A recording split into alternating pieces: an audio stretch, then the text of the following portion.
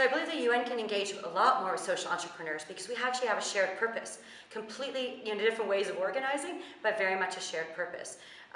So I think first of all, it's recognizing this as a sector, or that it's within various sectors. Social entrepreneurs don't always label themselves as social entrepreneurs, but to really recognize that there are many citizens working bottom up for change, and to recognize networks such as ours that are working translocally. We're in 100 cities. We have a really wide social sort of architecture that can be deployed to generate a lot of energy and a lot of action in response to some of the challenges the UN names. I believe the UN can also give a lot of credibility and make some really clear asks to the financial sector. How are we financing this? It's great it's being put out, but where are the resources actually to make this happen? How do we move capital from the things that are not aligned with these goals to actually be aligned with the goals? I also believe the UN is a global organization that has given us kind of a meta context, can do a lot to help to reduce some of the cross-border perceptions that there are, some of these barriers to change that are really about creating barriers between people and helping people think a lot more globally. So just having the UN in Impact Hub Amsterdam raises some questions. Our members recognize that there is a lot of intelligence, there's a lot of knowledge, there's a lot of scientific documentation and data within the UN. How do we as social entrepreneurs on the ground access some of that? How can we benefit from the knowledge? How can we work with UN staff in a way that actually can bridge this gap between what you know and what you see, in the global scheme of things, and that you can see it with a global mindset? How can we very rapidly deploy what is seen there, what the barriers are, into solutions? Because that's what challenges us and keeps us going. And I think the simplest way to answer that is to use what you would call signaling and what you would call policy with debottlenecking. Now you would find out that for you to be able to increase the impact that businesses or civil society or small and medium scale enterprises or people in general, the impact that they make on a day-to-day is affected by the policies, the regulations, and things that you have in place. Now, when you have good regulation, clear policy, things that enable people to act and expand what they do easily, you find out that people go out and do it, and you don't need to incentivize them to do it because the policy is clear, they understand it, and they can work with it. Now, if you understand that and you look at an agency like the United Nations that has a platform to reach governments at multiple levels, then one of the things that you would like to see them do is work closely with who I would call the implementers, which is business. Business goes out and they implement policies that have been put together. But now, rather than wait to do what used to happen in the past, which is that the government would sit down, they would make a policy and a regulation, and then they will put it out there for business to go and implement. Then business will go out to implement, find out where the bottlenecks are, come back to now try to lobby for those bottlenecks to be removed, and then you have a back and forth that will last 5 years, 10 years, or just going back without getting the right impact. What the UN can do now with the whole, under the context of the SDGs and especially goal number 17, where you have partnerships and collaboration, is to bring the private sector, bring the multilateral agencies, bring the government and everyone to co-create and co-design policies that move forward, especially when you understand that in today's world, you have businesses and you have ideas that that come up because of how quick technology moves, whereby ideas and businesses are being created even before the policies come in play. And so you find that new innovation comes out, people start running with it, and then the policy is then created to address it. But how do you do that if you don't have co-creators in the room? So the UN today has a unique position to play, whereby they can create a platform and bring people together to co-create. And I believe that that's one of the things that we can work together, private sector and the United Nations sitting down to co-create strategy and automating policies. If we look at reaching the global goals, that's one thing. 2030 is just a number. But helping the people that work in those SMEs, basically breaking down their steps towards contributing and start acting tomorrow, well, you should help them define what is between goal 1, goal 2, goal 3, and so on. And not just that there is a goal that helps, but give them the right tools, give them the right information so they can start acting. And I think that once you give owners of small and medium enterprises tools in their hands to act tomorrow, they will start acting. And if you do that on the scale and the impact the UN and all its stakeholders can have, you can reach out to 400 million entrepreneurs. And then, well, you've got your steps to the 4 billion people. So breaking it down to giving entrepreneurs small tools, give them the knowledge to basically start acting tomorrow, that will really help and contribute to reaching the global goals. What can the UN do to engage more with SMEs? I think that there's a huge potential there, and we've just talked big numbers. But if you look at the tools that are currently on the market, provided by UN and other UN bodies, they focus on larger corporations. They focus on corporations with staff. They focus on corporations with CSR departments, and they focus on larger governance structures that you can put in place to contribute to the global goals. However, if we look at SMEs, with an average size of 10, 15, 20, 30, 100 people working for them, there's no big department, staffing and long-term government structures to start working on the goals. So I think that you have to build a platform that really answers the questions of these SME entrepreneurs. And why? Because you really have to reach out to them digitally, give them a platform and basically on their phone access to the toolkits that you provide them so they can have insights in their things that they have to start doing tomorrow. And if they give insights and you can basically link those data with their revenue models, so make sustainability part of the revenue models of SME companies, and you can measure that from a UN perspective, then you can really help them contribute to the global goals. Basically, I think that the bottom line is that if you start talking the language of small and medium enterprises, as I did with the SME Service Desk in the Netherlands, and it's been proven right. Why? Because Google helps, of course. If you start talking the language of SME companies and put that out on a public platform, and you give them access by hand, so all over the world people have mobile phones, and internet is even available in Africa right now, maybe even faster than we have here in Europe. So if you're able to put out a platform answering the basic questions SME entrepreneurs have in their day-to-day business, then I think you're able to actually dive deep into that market and as a UN cover a very wide range of topics and actually talk to them in real time. And I think building such a platform isn't that hard. The technology is readily available, and we can actually use things that we've developed over the past years and experiences that we have with all sorts of partners to get it moving. And I think we just should start.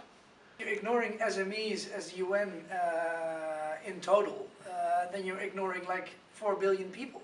And ignoring over half of the globe is not a good idea. So if you only focus on the larger corporations, well, you miss out on 400 million smaller companies that really impact. And I think the UN should do something about it. What is very important is that we start internalizing the externalities, that we start putting a real value on impact. And that can be, again, these different categories: health impact, environmental impact, poverty impact, gender impact, etc. The way to do that is through results-based financing, trying to assign a specific value to impact, quantifying what it is that the UN is trying to achieve. So it requires a slight change in its thinking on how it funds projects, whatever they may be. So rather than do things like write calls for proposals and have the entire sector assign expensive resources to writing documents, many of which are rejected, quantify what it is that the UN wants to achieve on these things, and then assign a value. And then all market players, be they NGOs or be they companies, can achieve those goals and obtain the value from the UN that is assigned to achieving those goals. And if you develop that as an open market, then everybody knows what the game is. Then they can set their organizations up to match that, to maximize impact. So do we want people to have thermal energy? Do we want them to have electricity? Do we want them to have communications? Assign a value to that rather than writing calls for proposals. Pay for impact. I don't think the UN needs to put a lot of effort into trying to find the entrepreneurs. If the UN sets up the, puts the incentive out there, if it sits down and thinks of what am I trying to achieve in terms of, for instance, energy access or health improvement or in any of these sectors, and assigns a value to achieving a result. And these things do not need to be super simplified. You can actually, if you separate by level of impact, so if you, again, then you can start including all kinds of entrepreneurs. If I pull it back to my sector, on energy systems, you can have fairly rudimentary thermal energy systems, or you can have reasonably advanced ones like the one we produce. They have a different impact level. So put different levels of reward on that. If you give somebody a simple solution, then the reward is X, and if it's a very complex solution that also deals with, for instance, access to mobile phones or to lighting, then it can be 3X or 4X, or and the entrepreneur will establish what his capabilities are, and essentially one of the issues is that we are dealing with a customer base that is considered to be high risk because they have low levels of disposable income. Sometimes the countries we operate in have political risks, so that makes access to capital from banks, for instance, incredibly difficult or expensive. So social entrepreneurs are fighting with one hand on their back, but on the other hand, when you compare them to companies that are operating in, say, Europe, doing low impact products or no impact products, we have that secondary product, the impact, the externalities, and those should be paid for. The UN, what can the UN do more? I think when talking with the private sector, come in as with an open mind, and forget about pure the business side of the private sector. And it's normal they want to do business, yeah. But come in with an open mind and see how you can work together, and maybe forget about all the processes and be creative. So if they are creative, they come with an open mind, and they talk with private sector who is doing the same. You can come to quite beautiful and nice partnerships. I think there are, from my point of view, 4 challenges we really have to discuss. And the first is that I observe a certain, let me say, lack of trust on both sides. So some companies say, well, working with the UN means they just spend the money and we don't know where it goes.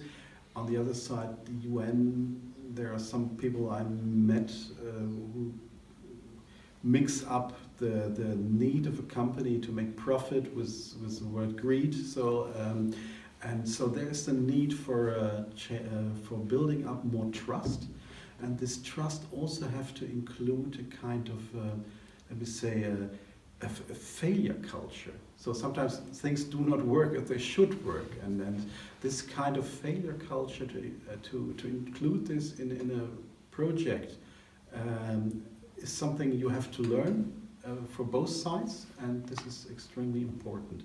The second thing is where we have to find better solutions is frustration about bureaucracy.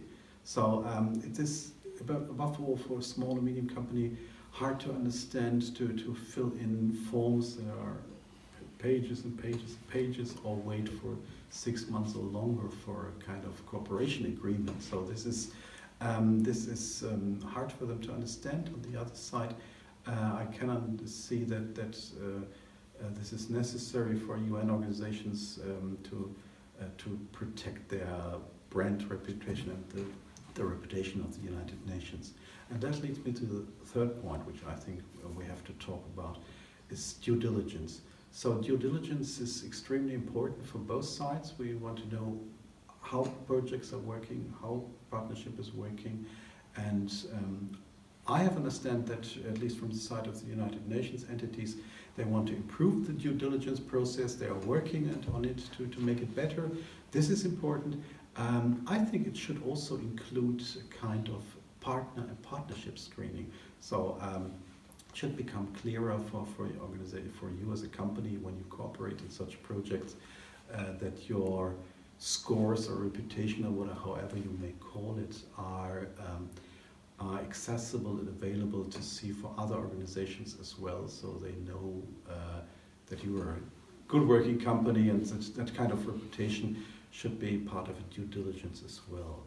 And the first aspect number 4 is actually things you are doing here at UNSCC. I think we have to improve capacity, we have to work on capacity building and on knowledge, because in almost all small and medium-sized companies, people who are dedicated to these SDG projects are very enthusiastic, they are very hardworking, but they are not full-time sustainability managers, to speak. So they are doing other things as well, so and they have not studied it, so they really are thankful and grateful for help, support, training, and all these instruments. It's very important for them to also to implement sustainability within their company and to improve corporations.